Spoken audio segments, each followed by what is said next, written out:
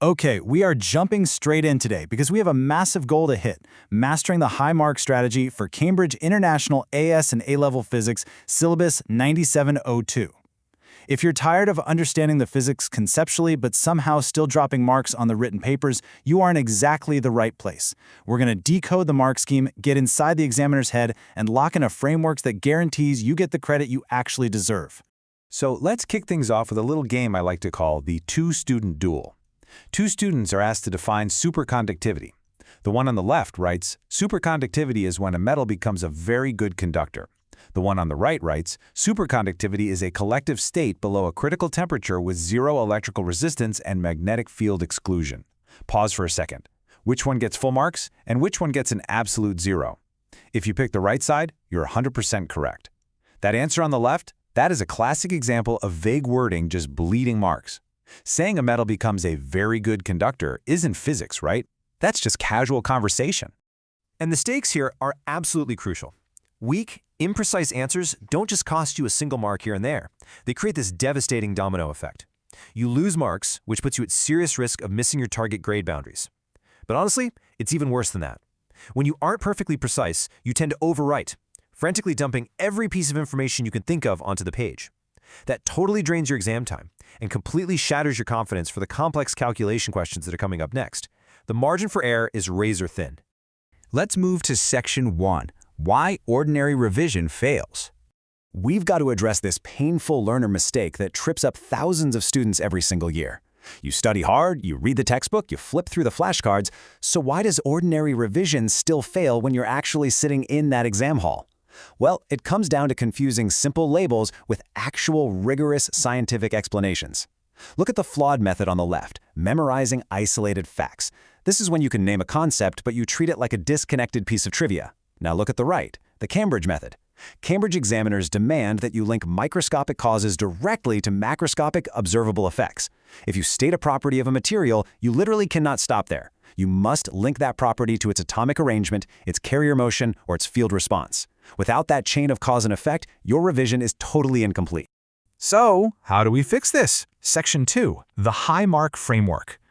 This right here is the foolproof strategy to turn memorized facts into disciplined, high-scoring prose.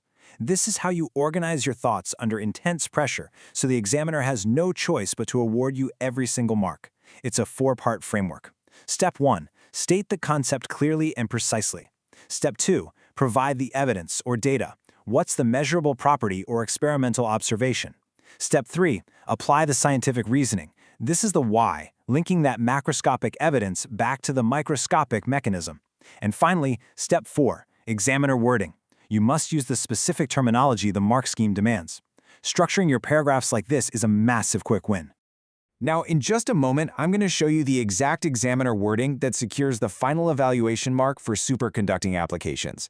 But first, we need to map the microscopic mechanism so that clue becomes super obvious. Seriously, do not skip ahead, because leaving now means you will completely miss the key examiner clue that turns a B-grade evaluation into an A-star answer. We have to build this foundation first. All right, Section 3, Application, Superconductivity. Let's see this in action. We're looking at superconductivity because it's a prime example of solid-state physics where many particle behavior produces striking, real-world effects. Think back to our two-student duel. Here is that absolute mark scheme perfect definition again. Superconductivity is a state where a material has zero electrical resistance and excludes magnetic fields when cooled below a critical temperature. Notice the precision here. You can't just throw away a one-liner. You absolutely must separate the zero resistance concept from the highly unusual magnetic behavior. If you only mention resistance, you are literally leaving marks on the table. And when the exam asks you to compare things, say type 1 and type 2 superconducting behavior, a massive mistake is writing a paragraph about type 1 and then a totally disconnected paragraph about type 2. No, Cambridge examiners want a side-by-side comparison using perfectly matched language. So if you mention the critical magnetic field threshold for type 1, you have to use the exact same phrasing to describe the multiple critical field for type 2. Match your language on both sides to lock in those comparison marks. Another huge pitfall in those larger extended questions? Students will explain the theoretical physics perfectly, but completely forget the real-world constraints. So here is your constraint checklist for solid-state questions. temperature, purity, structural order, and external field strength. The examiner wants to see if you understand the actual limits imposed on these materials. A superconductor isn't magic, right? Its behavior is constrained by operating conditions, and mentioning those conditions is often where the final distinguishing marks are hidden. Which brings us to Section 4, the Interactive Examiner Challenge. Time to test your new strategy. The question is, explain why cooling requirements limit MRI applications. We know real-life scenarios like MRI systems and laboratory magnets rely on superconducting coils, but why do cooling requirements limit their feasibility? I want you to literally pause this explainer right now and predict your answer. Draft it in your head using our 4-part framework: concept, evidence, reasoning, and examiner wording. Go ahead, think about it for a second. Okay, let's look at the examiner-style feedback. On the left, we have the flawed answer. MRI needs to be cold. Way too simple. On the right, the top band answer. Cooling to reach critical temperature adds immense economic cost, limiting widespread MRI feasibility. This is the crucial point. A realistic application often provides that final evaluation mark because it proves you know why this matters beyond a textbook. And there's the payoff to what I promised earlier. Mentioning the specific phrase, critical temperature, right alongside economic cost is the exact examiner wording you need. That is how you secure that final mark. Moving on to Section 5, Quick Recall Summary. Let's do a rapid review. Here are your 4 trigger statements: the defining idea, the mechanism linking macro to micro, the specific property, like magnetic exclusion, and the application, like MRI or high-field magnets. Under exam conditions, you have to be able to recall and articulate these 4 bullets for any macro topic in under a minute. If you can't flow through that easily, you need another cycle of active recall. Keep this mental checklist handy so no marks get left behind.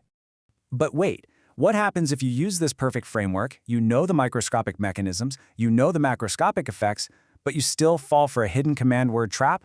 Like, what happens when the examiner asks you to evaluate, but you just describe? Well, even the absolute best physics knowledge will score a 0 if it doesn't answer the specific command word. Which makes this next part an absolute necessity.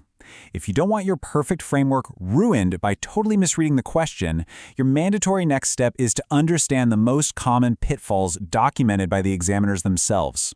You have to know exactly how to decode terms like state, describe, explain, and evaluate for the Physics 9702 syllabus.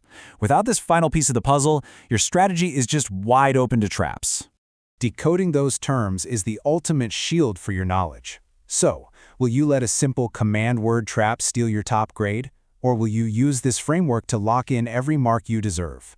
Subscribe to our YouTube channel Ace the Exams at acetheexams_IGCSE to excel in your Cambridge examinations. I'll see you in the next explainer where we tackle exactly that.